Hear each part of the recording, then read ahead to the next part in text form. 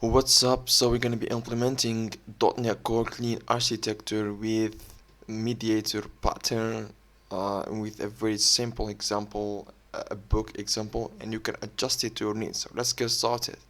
We're going to start with the API layer, which is the most simple one. It's just the entry points for the application. So we're going to define endpoints and we're going to handle our HTTP request.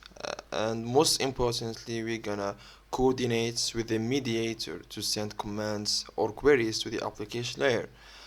So we're going to talk about what are commands and queries in the next parts when we get to the mediator.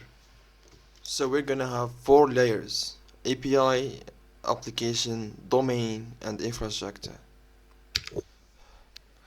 So we create the API layer using this command .NET new web API. You give it a name, use minimal APIs false if you don't want to use minimal APIs. So before we get to the application layer, we're gonna quickly explain the mediator pattern. So it's a design pattern that helps different parts of your system to communicate without directly depending on each other. Now, to give you a quick example on this, imagine you walk into a restaurant and you want food, but you're not gonna directly interact with the chef or the kitchen. So you're gonna interact with the waiter. So the waiter represents the mediator. So the mediator is gonna take your order, I like a pizza, and then he's gonna send the order to the right person. So he's gonna go to the kitchen and he's gonna give the order to the guy that handles pizza, and he's gonna deliver the results.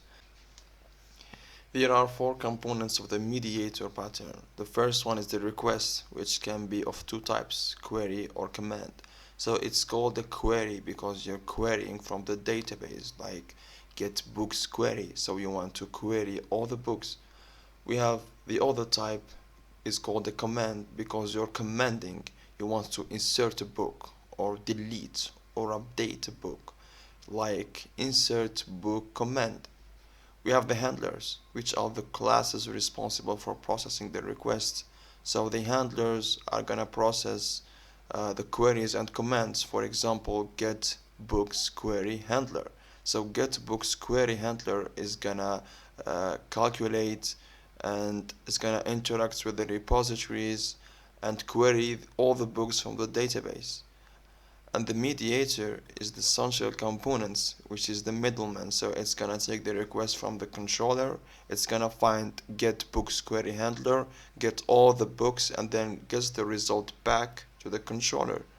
And then we have the controller, which is the entry point of the application, and it's gonna send the request to the mediator, and we're gonna see that in the code. So the application layer is the core layer that defines the use cases or application logic. So it's basically the brain of the application. So we're gonna have, as we talked about earlier, the commands, the queries and services and all the stuff. So in this tutorial we're just gonna do commands, queries, services. We're not gonna have any of the others. And of course this layer does not communicate with the database. So we have commands and queries that are gonna use repositories, which are the ones that gonna directly interact with the database. Let's get back into the code. So we're gonna type this command and it's gonna create us the application layer as a class library. And now the domain layer, which basically contains the business logic and the enterprise rules of the application. So we're gonna have entities or models like book, order, and we're gonna have interfaces for our different repositories. So these are interfaces. We're gonna have DTOs, utility functions, and so on. We're gonna see that in the code. So we're gonna type in this command to create the domain layer. And so for the last layer, which is the infrastructure layer, so it is actually the actual implementation for database access. So we're actually gonna access the database using this layer, also external APIs and the file system.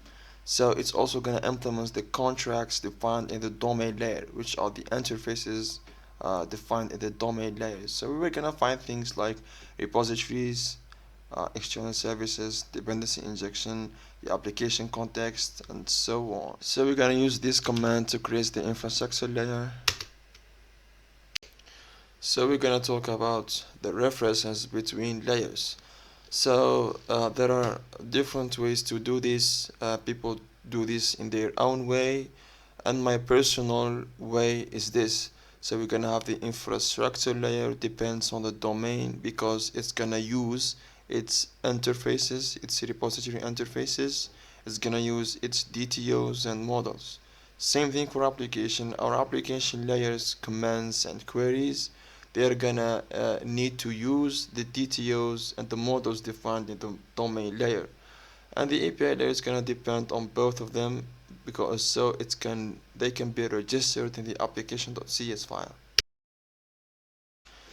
So before adding the references between different layers, we're gonna first have to add them in the solution file.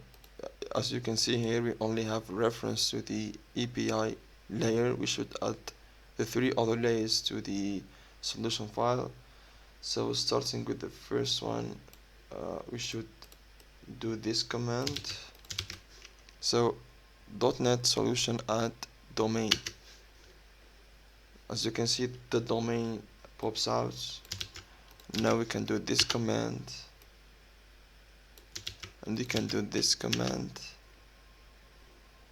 And now we have them all here: API, domain, application, infrastructure. Now we can start defining references between projects. Now we're gonna define the first reference, which is the application references domain. So we're gonna paste this command. So as you can see here, we're referencing application to domain. If we go to the application, we go to the CS projects file, we're gonna find the project reference down here. Now the second one is the infrastructure to domain. So you can paste this command. Now if we go to the infrastructure CS projects file, you can find the domain here.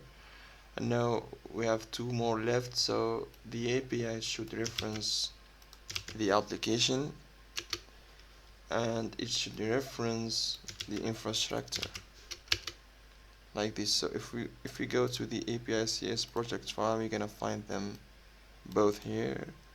So everything looks correct. We have domain here and the infrastructure, we have it here.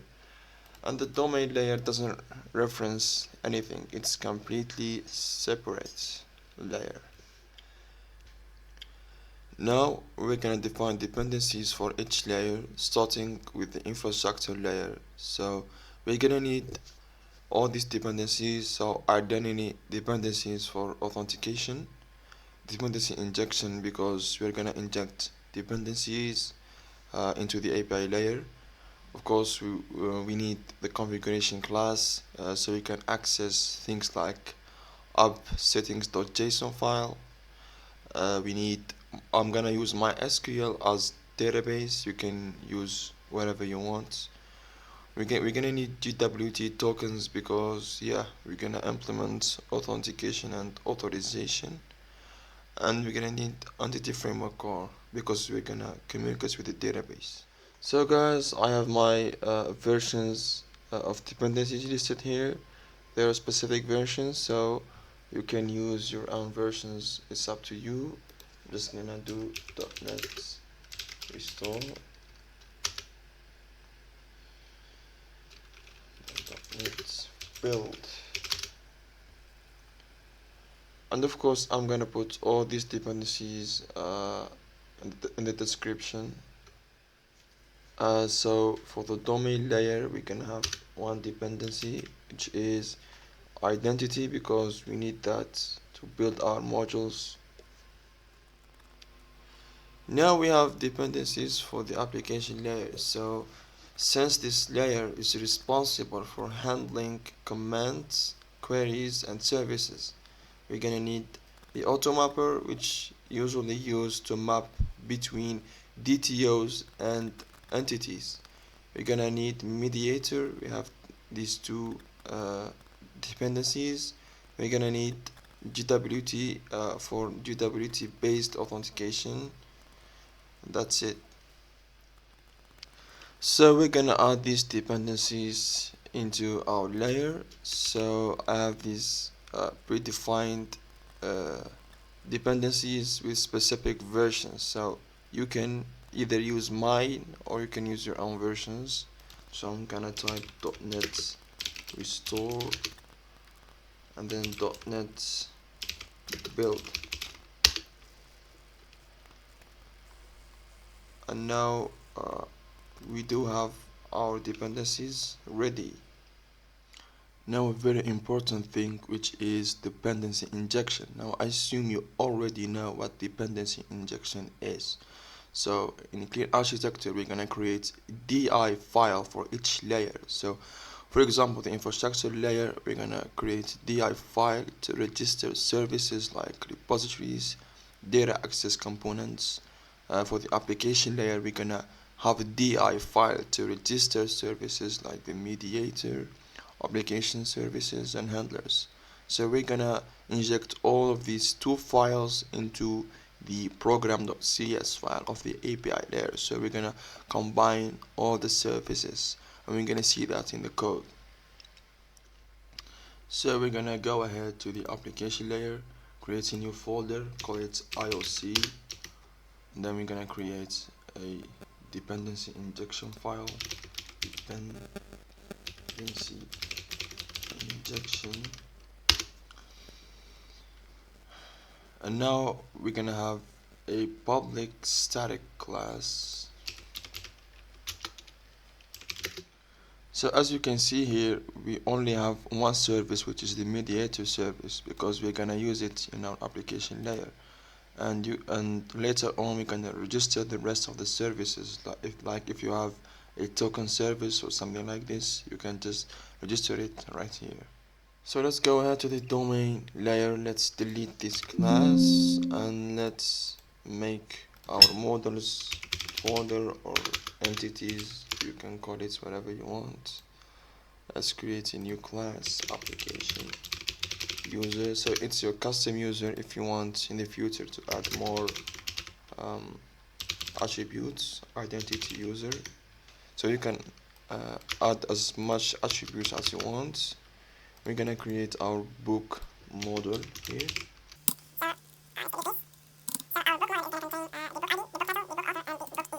These are the attributes that we're gonna have: ID, title, author, and ISBN. Now that we do have our modules, let's go put them right here. Let's put our model here.